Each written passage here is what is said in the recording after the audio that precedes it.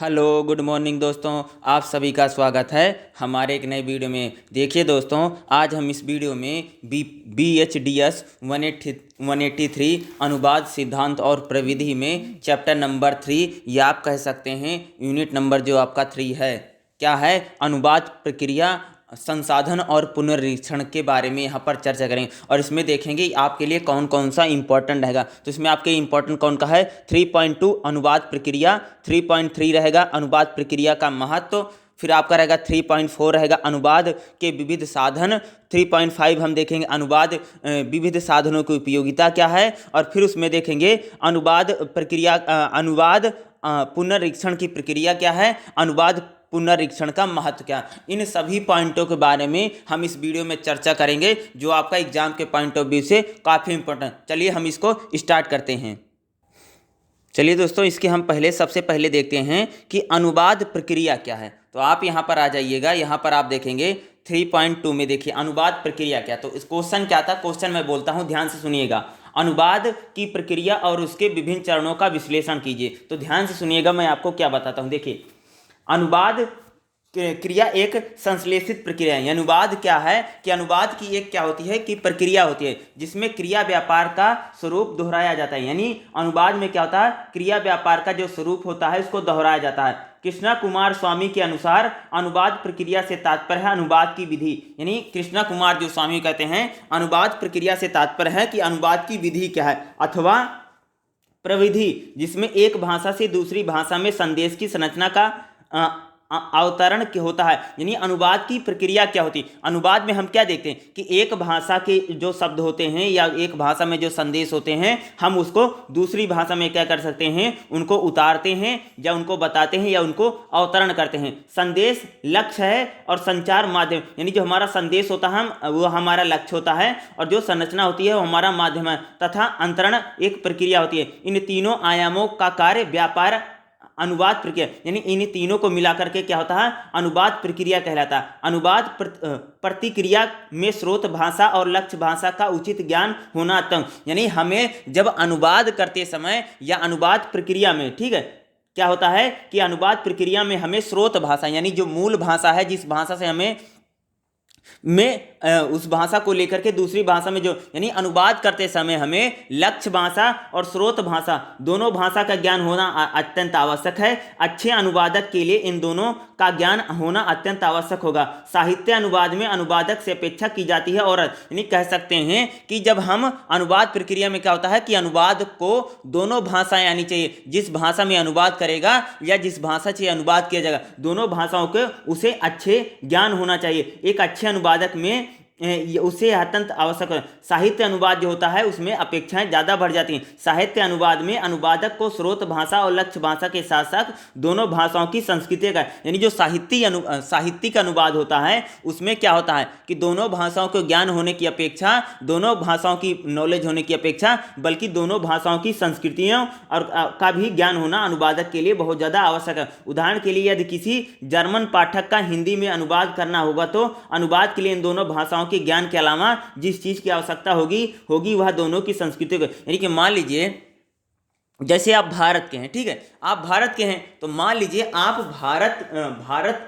भारत की चीजों को आप मान लीजिए चाइनीज में अनुवाद करें, भारतीय संस्कृति को आप चाइनीज में अनुवाद करेंगे तो आपको भारतीय भी अच्छी तरीके से आनी चाहिए भाषा और चाइनीज भी भाषा अच्छी तरीके से आनी चाहिए। दूसरा, आपको भारतीय संस्कृति के बारे में ज्ञान होना चाहिए और आपको चाइना की संस्कृति के बारे में ज्ञान होना चाहिए। यानी क्या होता है कि आपको अनुवाद के साथ साथ दोनों जो संस्कृतियां हैं, जो अनुवाद जिस भाषा में है जिस भाषा में किया जाएगा दोनों की संस्कृतियों का भी क्या होता है आपको ज्ञान होना परम आवश्यक है। दोनों संस्कृतियों का ज्ञान होना जरूरी है। अनुवाद कार्य में दो भाषाओं को, यानी अनुवाद में क्या था, दो भाषाओं को उपयोग किया था। एक भाषा में जो चीज रहती है हम उसको दूसरी भाषा में क्या करते हैं उसका अनुवाद करते हैं। एक समझौते और हृदयंगम करते हैं, दूसरी ओर समझाते हैं, यानी कह सकते हैं एक भाषा की चीज़ों को हम दूसरी भाषा में समझाते या बताने का प्रयास करते हैं। अनुवाद प्रक्रिया से अभिप्राय अनुवाद की विधि से है, यानी अनुवाद प्रक्रिया से अभिप्राय क्या होता, अनुवाद की विधि से होता है। विधि अनुवाद चिंतकों ने अनुवाद की प्रक्रिया पर, यानी कह सकते हैं विभिन्न अनुवादकों ने अनुवाद की प्रक्रिया पर उन्होंने चर्चा की है। ज्यूइन नाइडन अनुवाद के मूलतः 3 चरणों की बताते हैं। पाठ विश्लेषण, अंतरण और पुनर्गठन। क्या है? पाठ विश्लेषण, अंतरण और पुनर्गठन बताते हैं। न्यूमक के अनुसार अनुवाद की प्रक्रिया 3 चरणों में है। बोधन, अभिव्यक्तिकरण और पाठ निर्माण। न्यूमार्क द्वारा बताए गए अनुवाद प्रक्रिया में 3 चरण नायड द्वारा बताए गए 3 चरणों से मिलती जुलती है। अनुवाद की ज्ञानात्मक प्रक्रिया में व्याख्यानात्मक प्रारूप को डेनिक, सुलिगन और मरियम ने बताया है। यानी अनुवाद की प्रक्रिया क्या होती है कि जब आप अनुवाद करते हो एक भाषा से, जब आप दूसरी भाषा में अनुवाद करते हो तो आपको दोनों भाषाओं का ज्ञान होना बहुत ज़्यादा जरूरी है और उन दोनों भाषाओं के साथ साथ उन दोनों की संस्कृतियों का ज्ञान होना जरूरी है। एक अच्छे अनुवादक में इन दोनों चीज़ों के गुण होने चाहिए। यानी जब हम अनुवाद करते हैं एक भाषा से दूसरी भाषा में, तो उसी को क्या बोला जाता है? अनुवाद की प्रक्रिया। तो अनुवाद की प्रक्रिया में क्या होता है? संयोजित रूप से कहें तो अनुवाद की प्रक्रिया क्या के निम्न चरण, यानी अनुवाद की प्रक्रिया के चरण कौन कौन से हैं। तो सबसे पहले अभी हम देखेंगे कि हमारी जो अनुवाद की प्रक्रिया होती है उनमें कौन कौन से चरण हैं। तो सबसे पहले हम देखेंगे पाठ अध्याय क्या होता है। ध्यान सुनिए, अनुवाद करते समय इन सभी चरणों पर विचार करना होता है। सर्वप्रथम मूल पाठ को समग्रता के साथ पढ़ता है। इस समग्रता के साथ भीतर अनुवाद में मूल पाठ की वस्तु, उसकी प्रकृति, उसके उद्देश्य को समझने का प्रयत्न करता है। यह ध्यान दिया जाना चाहिए आवश्यकी सृजनात्मक साहित्य की भाषा गैर सृजनात्मक भाषा है। यानी क्या होता है कि जब कोई अनुवादक अनुवाद करता है तो सबसे पहले जिस भाषा से अनुवाद किया जाएगा उस मूल भाषा को क्या करता है? पढ़ता है, जानता है, उसको समझता है। यानी जब हम मान लिए कि मुझे अंग्रेजी से हिंदी में अनुवाद करना है तो सबसे पहले जो मुझे अनुवाद करना रहेगा वो अंग्रेजी में जो चीज़ें हैं उसको मैं पढ़ूंगा, समझूंगा, फिर जाकर के मैं अनुवाद करूंगा। पहले क्या होगा कि जिस भाषा से अनुवाद करना है उस भाषा को पढ़ा जाएगा, उस भाषा को समझा जाएगा, उस भाषा को समझेंगे। यानी अनुवादक सबसे पहले जिस भाषा में जो उसका जो पाठ है, जिस भाषा से दूसरी भाषा अनुवाद, उस पाठ के उस अध्याय को अच्छी तरीके से पढ़ेगा, अच्छी तरीके से समझेगा। फिर क्या करेगा? पाठ विश्लेषण क्या होता है? देखो पाठ विश्लेषण के ध्यान सुनो। अनुवादक पाठ विश्लेषण के चरण में अनुवाद की प्रक्रिया को तय करता है। यह प्रक्रिया आंतरिक होती है। इसमें अनुवादक एक मन स्थिति पर पहुंचता है और इस चरण में अंतर्गत अनुवादक को यह तय करना होता है कि अनुवाद की भाषा क्या है। अर्थात अनुवाद करने के लिए सबसे पहले यह जानना आवश्यक है उसके किसके लिए अनुवाद कर रहा है, यानी उस अनुवादक को ग्राहक कौन है। और स्पष्ट शब्दों में कहा जाए, यदि अनुवादक शेक्सपियर का अनुवाद कर रहा है तो कालिदास की किसी रचना का अनुवाद कर रहे हैं तो उसकी भाषा क्या होगी, वह कैसी होगी, भाषा कैसी होगी, उसे समय अनुसार बदलना होगा। पाठक की आयु क्या है, उसकी क्षमता क्या है। देखो क्या होता है, जब हम अनुवाद करते हैं तो उसमें सबसे पहले क्या करते हैं कि जिस भाषा में अनुवाद मूल भाषा जो है उसको पढ़ते हैं, उसको जानते हैं। फिर हम क्या करते हैं? पाठ का विश्लेषण करते हैं। यानी हम लोग मान लीजिए जैसे हमें अंग्रेजी से हिंदी में करना था तो मैंने अंग्रेजी को पढ़ लिया, फिर अब मुझे हिंदी में जब अनुवाद करना है तो सबसे पहले मैं सोचूंगा इसे किस भाषा में अनुवाद करूं, किसके लिए अनुवाद किया जा रहा है, जिसके लिए अनुवाद किया जा रहा है उसकी भाषा कैसी है, उसकी आयु कितनी है, उसकी उम्र कितनी है, इन सारी बातों का ध्यान रखा जाए। यानी कह सकते हैं कि पाठ को पढ़ने के बाद फिर विचार किया जाता है कि हमें अनुवाद किस भाषा में करना है, जो भाषा लोगों को समझ में आए। दूसरा कह सकते हैं कि जिसके लिए हम अनुवाद कर रहे हैं वह हमारा पाठक कौन है, जो हमारा ट्रांसलेटर अनुवाद को पढ़ेगा वो हमारा पाठक कौन है, उसकी आयु कितनी है, या उसका रिलीजन कौन सा है, उसको वह भाषा आती है कि नहीं आती है। इन सभी बातों को ध्यान में रख करके यानी हम भाषा का निर्धारण करते हैं कि हम अनुवाद किस भाषा में करेंगे, यानी हमारी लक्ष्य भाषा क्या होगी। यानी हम यहाँ पर क्या करते हैं, अपनी लक्ष्य भाषा का हम यहाँ क्या करते हैं, निर्धारण करते हैं, यानी किस भाषा में हम अपना अनुवाद करेंगे। अगला जो आपका रहेगा भाषांतर क्या होता है। तीसरा जो चरण होता है वो हमारा क्या चरण होगा भी, भाषांतर चरण होता। तीसरा चरण क्या होता है, भाषांतर दे। यह तीसरा चरण है जिसमें अनुवादक मूल भाषा के कथ्य को लक्ष्य भाषा में अंतरित करता है। यह विश्लेषण के बाद ठीक का चरण होता है। इसके तहत अनुवादक तय रणनीति के अनुसार पाठ का भाषा में अनुवाद करता है। इस प्रक्रिया के तहत ही सही भाषा का चयन होगा, सही वाक्य की रचना होगी, भाषा में मुहावरे का, कथ्य का आदि चीजों का वह प्रयोग करेगा। यानी क्या होता है, भाषांतर का मतलब होता है कि सबसे पहले जो हमें अनुवाद करना था, मान लीजिए हमें अनुवाद करना था अंग्रेजी से हिंदी में, पहले मैंने अंग्रेजी को जो जिसका अनुवाद करना है उसको पढ़ा समझा, फिर मैंने सोचा, फिर मैंने डिसाइड किया इसे किस भाषा में अनुवाद करना है, किसके लिए अनुवाद करना है, हमारा पाठक कौन होगा जिसके लिए अनुवाद किया जाएगा। फिर मैंने डिसाइड किया कि मैं हिंदी में अनुवाद करूंगा, फिर क्या करूंगा कि मैं अंग्रेजी के शब्दों को क्या करूंगा, हिंदी में अनुवाद करूंगा, उसमें मुहावरे कैसे यूज करने हैं, यानी अब क्या होगा, भाषांतर का मतलब होता है कि अब हम अपना अनुवाद कर रहे हैं और अनुवाद करते समय हम क्या करेंगे, मुहावरों का यूज करेंगे, लोकोक्तियों का यूज करेंगे, छंदों का यूज करेंगे, अलंकारों का यूज करेंगे। यानी भाषांतर क्या होता कि अब हम अनुवाद करते हैं, हमारी जो लक्ष्य मूल भाषा होती है, मूल भाषा से हम अपनी लक्ष्य भाषा में क्या करते हैं, अनुवाद करते हैं। ठीक है, अब यहां क्या होगा, हम अनुवाद करेंगे। तीसरा जो हमारा चरण होता क्या होता, प्रतिस्थापन। तीसरा चरण क्या होगा हमारा, प्रतिस्थापन। यह प्रक्रिया का अगला चरण होता है। यह भाषांतर के बाद और कहें तो लगता है कि यह ही प्रक्रिया है। इसके तहत अनुवादक स्रोत भाषा की वाक्य रचना, पदबंध, प्रवाह, शब्द संगति को लक्ष्य भाषा में पाठ में रख करके देखते हैं कि साथ ही दोनों भाषाओं की संस्कृतियों को न्याय हो रहा है कि नहीं। या भी देखो, प्रतिस्थापन का मतलब होता है कि जो अनुवादक, देखो भाषांतर का मतलब होता है कि अनुवादक ने अनुवाद कर दिया, अब जो अनुवादक होगा वह प्रतिस्थापन के जरिए देखेगा कि जो हमारी मूल भाषा थी, वह जो इस भाषा में मैंने अनुवाद किया है, वह अनुवाद ठीक ढंग से हुआ है या नहीं होगा, इसका एनालिसिस करता है और इसका विश्लेषण किया जाता है। यानी हम प्रतिस्थापन का मतलब क्या होता है कि हम दोनों चीजों को चेक करते हैं कि हमने जो अनुवाद किया है वह सही ढंग से किया है, वह भाषा की जो प्रकृति है या जो भाषा का जो नेचर है वह संस्कृति के अकॉर्डिंग अनुवाद हुआ कि नहीं। यानी प्रतिस्थापन का मतलब क्या होता है कि इसमें हम जो अनुवाद हमने कर रखा उसकी जांच करते हैं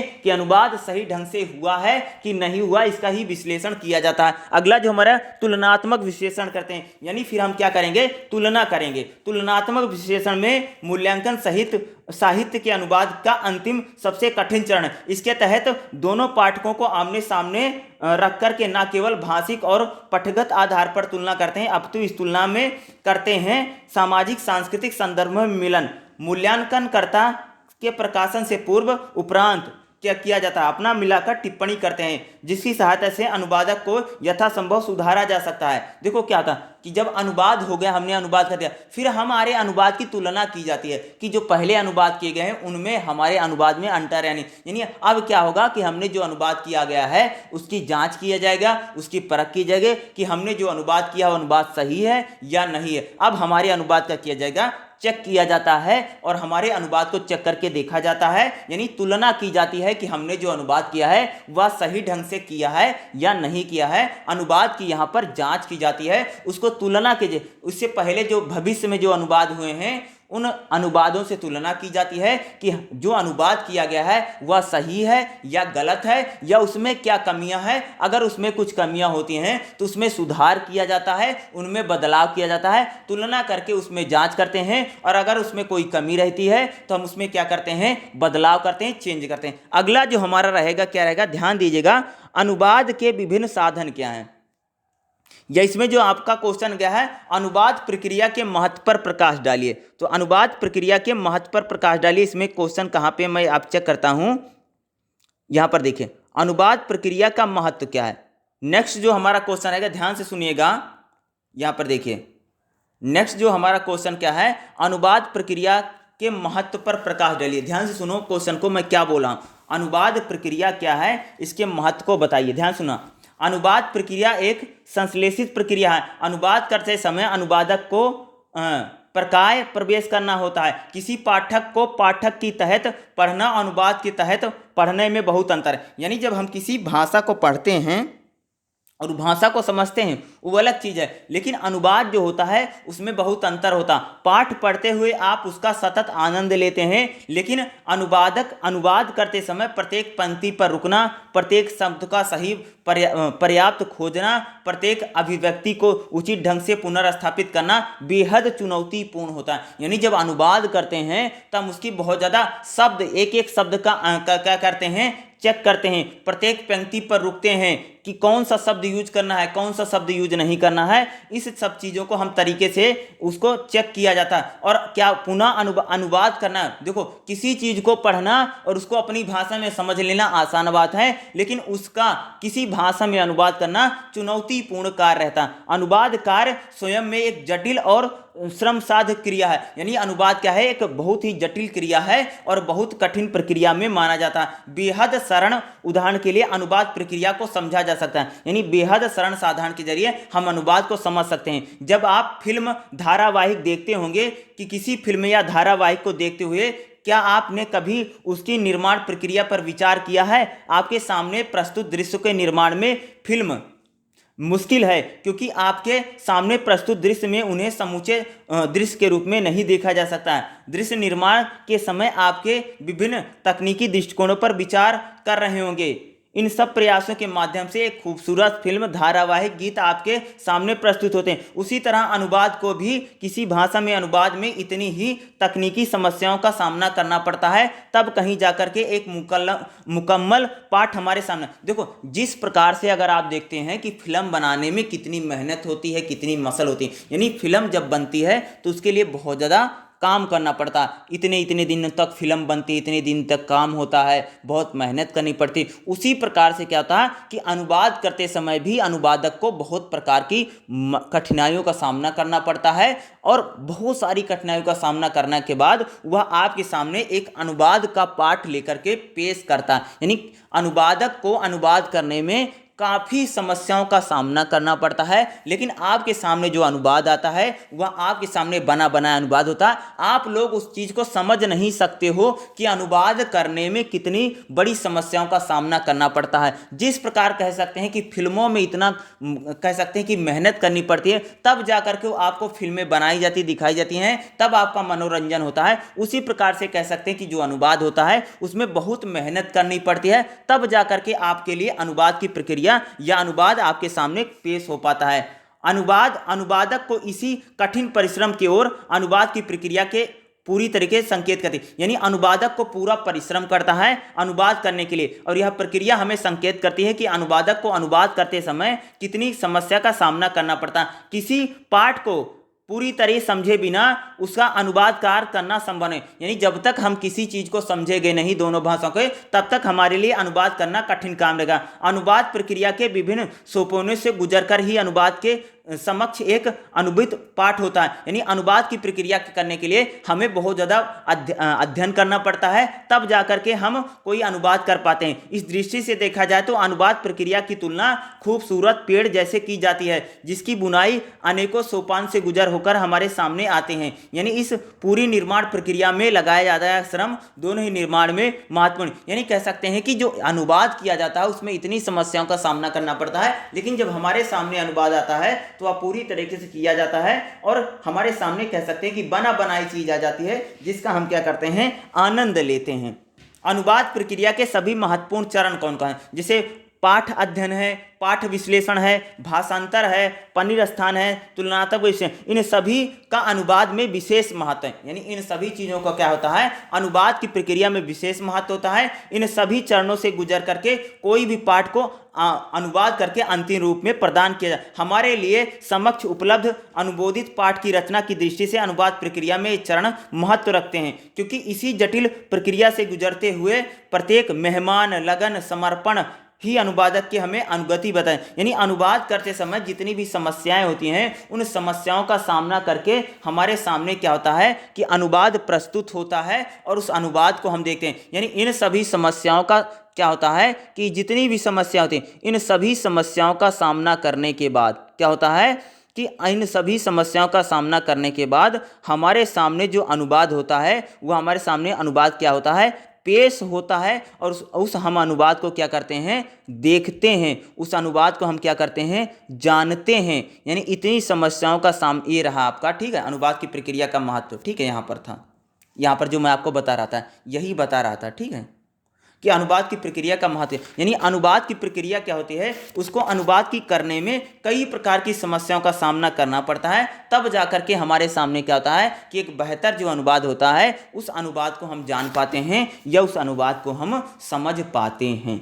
अगला जो आपका रहेगा यहाँ पर देखिएगा 3.4 में आप देखिएगा अनुवाद के विविध साधन क्या हैं। नेक्स्ट क्या रहेगा आपके 3.4 में देखिएगा अनुवाद के विभिन्न साधन क्या हैं। देखो क्वेश्चन क्या आता है, अनुवाद के विभिन्न साधनों का वर्णन कीजिए, क्या कोश अनुवाद के साधन है, महत्वपूर्ण कोशों की चर्चा कीजिए। नेक्स्ट जो रहेगा इसी में अथवा करके रहेगा भाषिक तथा भाषोत्तर कोशों के बीच में अंतर बताइए। देखते हैं क्या होता है, इसको देखिए।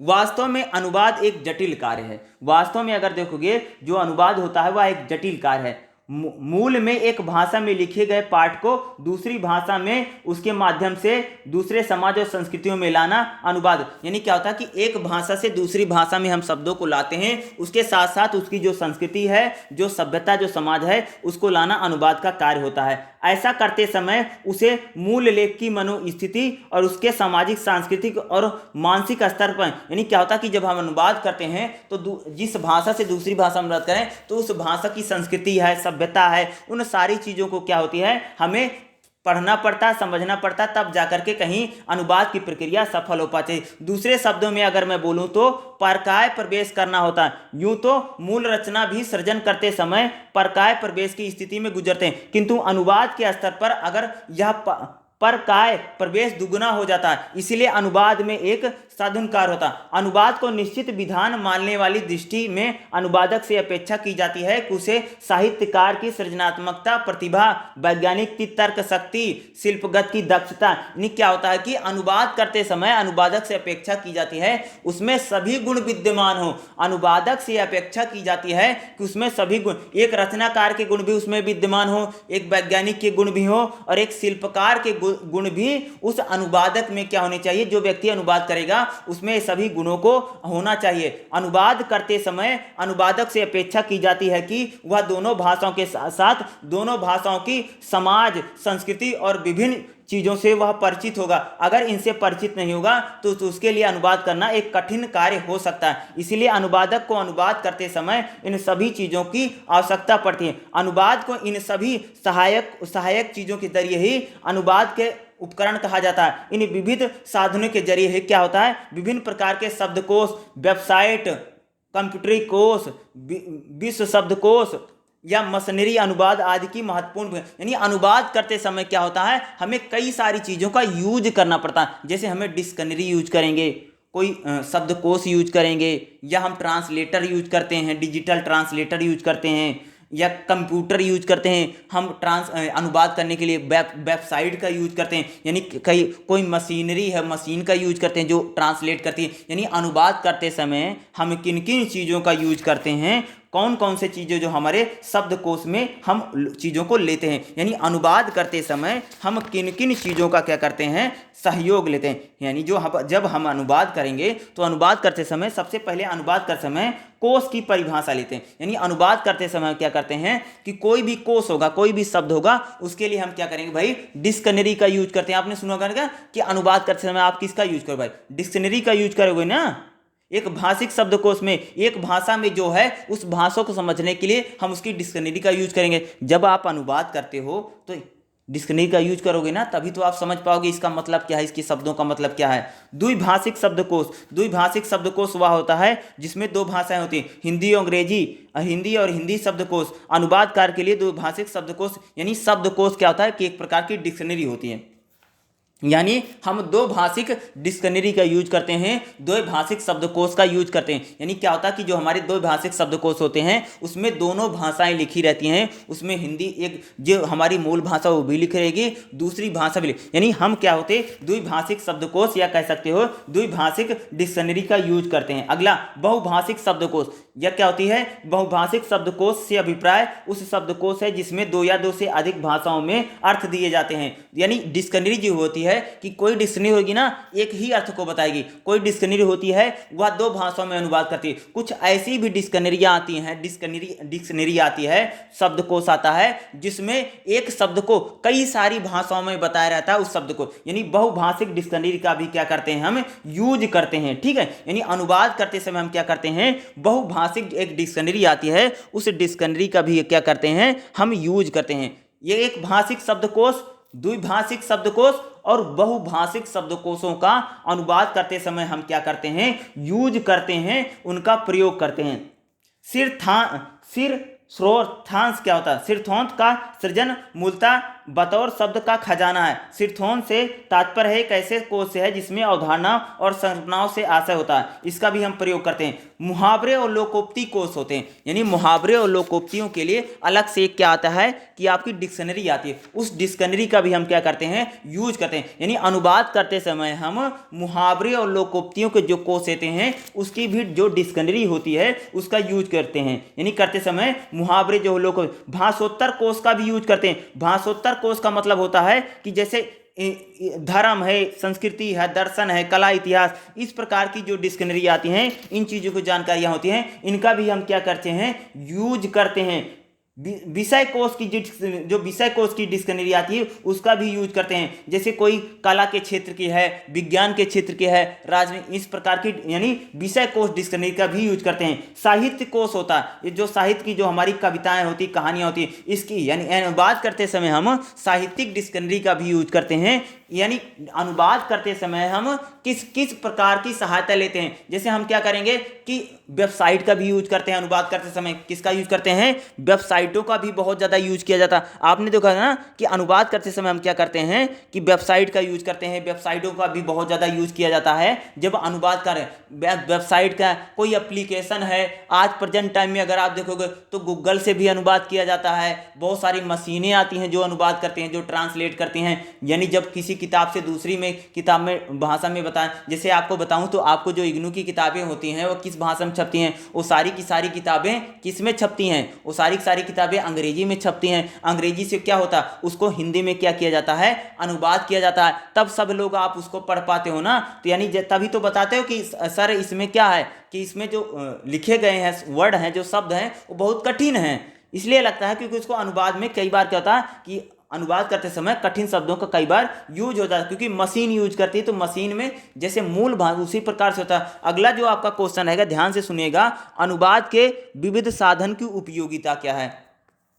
नेक्स्ट जो हमारा क्वेश्चन क्या रहेगा, ध्यान से सुनिएगा, यहां पर देखिए नेक्स्ट क्वेश्चन क्या है, अनुवाद के विभिन्न साधन की उपयोगिता क्या। ध्यान से सुनिएगा, अनुवाद को एक बेहद जटिल कार्य माना जाता है, यानी अनुवाद को क्या माना जाता है, एक जटिल कार्य माना जाता है। यह जटिलता विभिन्न प्रकार के पाठकों के अनुसार होती है। उदाहरण के लिए यदि साहित्य के अनुवाद की बात करें तो साहित्य की भाषा, मुहावरे, लोकोक्तियां आदि का प्रयोग लेखक रचनाकार के परिवेश, रचना की विधा, शिल्प, भाषा शैली आदि अनेक प्रकार की विशेषताएं जो साहित्यिक ज्ञान की अन्य शाखाओं से अलग करती हैं। साहित्य की ये सभी विशेषताएं अनुवाद के लिए चुनौती पेश करती हैं जिससे अनुवादक को गुजरना, यानी साहित्य भी जब अनुवाद करेंगे तो साहित्य अनुवाद में क्या होता है, कई प्रकार की समस्या। उसी प्रकार से ज्ञानात्मक साहित्य जैसे इतिहास है, भूगोल है, दर्शन है, विज्ञान है, प्रकाशन है, मीडिया है, बैंकिंग है आदि पाठकों को भी अपनी विशेषता है। इसमें पाठक के अनुवाद के लिए के दौरान उसका जो क्षेत्र होता है, जो विशेष क्षेत्र होता है, न केवल उसकी जानकारी अपितु उसकी जो सूचना है,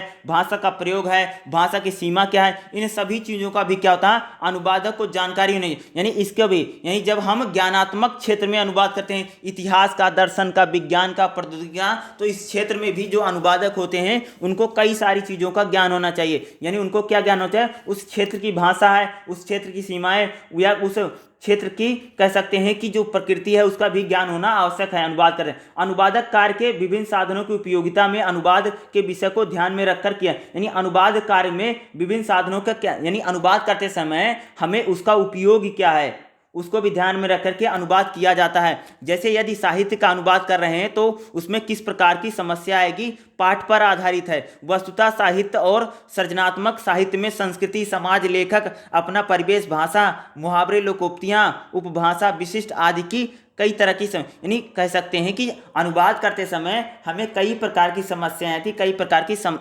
परेशानियों का सामना करना पड़ता। ठीक उसी प्रकार जब हम ज्ञानात्मक साहित्य का अनुवाद करते हैं, जैसे इतिहास है, भूगोल है, गणित है, विज्ञान है आदि का अनुवाद करते समय भाषा शब्द की शक्ति अधिक, मूल भाषा में, लक्ष्य भाषा में उचित प्रयास मिलना महत्वपूर्ण होता है। यानी इस समय भी जब हम अनुवाद करते हैं तो हमें कई प्रकार की समस्याओं का सामना करना पड़ता है। अब हम देखेंगे इसमें जो आपका इंपॉर्टेंट रहेगा, अनुवाद पुनर्निरीक्षण क्या है।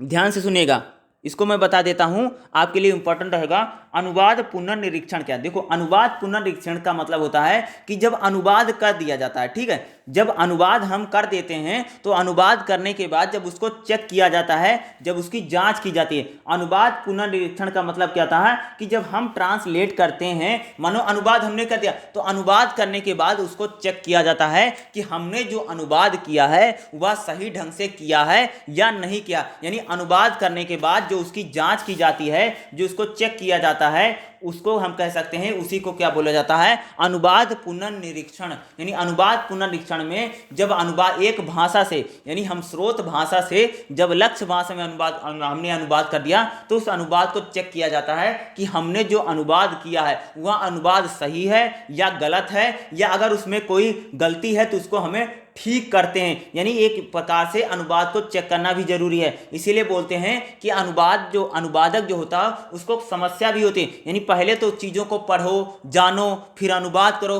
फिर उस अनुवाद को चेक भी करो कि आपने जो अनुवाद किया वह सही ढंग से किया है या नहीं किया है, या उस अनुवाद जो आपने किया उसमें अगर कोई कमी है तो उसको सही करो, ठीक करो। यानी अनुवाद पुनरीक्षण में क्या होगा कि अनुवाद करने के बाद जो अनुवादक होता है उसको यह चेक करना होता है कि उसने जो अनुवाद किया है वह उसमें किसी प्रकार का दोष तो नहीं है, किसी प्रकार की त्रुटि तो नहीं है, उसमें अनुवाद करते समय दोनों भाषाओं में कोई अंतर तो नहीं आ गया है। तो इन सारी चीज़ों को हम क्या करते हैं? पुनर्निरीक्षण में कहा जाता है। अनुवाद करने के बाद उसका पुनर्निरीक्षण भी करना बहुत ज़्यादा जरूरी है। और पुनर्निरीक्षण करना क्या होगा? आपके लिए अत्यंत आवश्यक होगा। ये क्या है? अत्यंत आवश्यक है भाई। पुनर्निरीक्षण भी क्या है? आपके लिए अत्यंत आवश्यक रहेगा। बिना अनुवाद का पुनर्निरीक्षण किए बिना हम अनुवाद को, किसी भी अनुवाद को हम बेहतर अनुवाद नहीं कर सकते। भाई आपने तो अनुवाद कर दिया, लेकिन अनुवाद को क्या करना पड़ेगा? आपको चेक भी तो करना पड़ेगा, कि जांचना भी तो पड़ेगा कि आपने जो अनुवाद किया है और सही ढंग से अनुवाद हुआ है या नहीं हुआ है, या आपने उसमें अनुवाद में कोई कमी है तो उस अनुवाद को क्या करना पड़ेगा? आपको ठीक करना पड़ेगा ना। आप उसको चेक करना पड़ेगा, जांचना पड़ेगा। उसको जांचने और परखने के बाद हम क्या करेंगे? उस अनुवाद को बोलेंगे कि हाँ भाई, कि हमने जो अनुवाद किया है वह सही ढंग से अनुवाद हुआ है। अगर उसमें कोई कमी रहती है तो हम उसको क्या करते हैं? ठीक करते हैं। और यही आपका तीनों चीज़ों में बताया गया, ठीक है। तो यहाँ पर अगर आप देखोगे तो यहाँ पर जो आपको बताया गया है तीनों में अनुवाद पुनर्निरीक्षण का जो महत्व है, अनुवाद पुनर्निरीक्षण की अपेक्षा, यानी जो अनुवादक होता है या जो पुनर्निरीक्षण करता है उसे क्या क्या अपेक्षा की जाती है। यानी अनुवाद करते समय हमें किन किन बातों का ध्यान रखना चाहिए, या अनुवाद पुनर्निरीक्षण जो होता है उससे अपेक्षा, यही तीनों चीज़ों में दिया गया है कि अनुवाद करने के बाद हमें उसको चेक भी करना चाहिए, जांचना चाहिए कि हमने जो अनुवाद किया है वह सही ढंग से किया है, उसमें कोई कमी तो नहीं है। अगर कमी है तो उसको ठीक कर लिया जाए। तो यह आपको वीडियो कैसे लगा? ये चैप्टर नंबर 3 था। ये भी आपके एग्जाम के पॉइंट ऑफ व्यू से बहुत ज़्यादा इंपॉर्टेंट रहेगा। तो वीडियो कैसे लगा? अगर चैनल को सब्सक्राइब नहीं किया है तो प्लीज़ चैनल को सब्सक्राइब कर लेना। वीडियो को देखने के लिए आप सभी का बहुत बहुत धन्यवाद। Thank you so much. जय हिंद, जय भारत।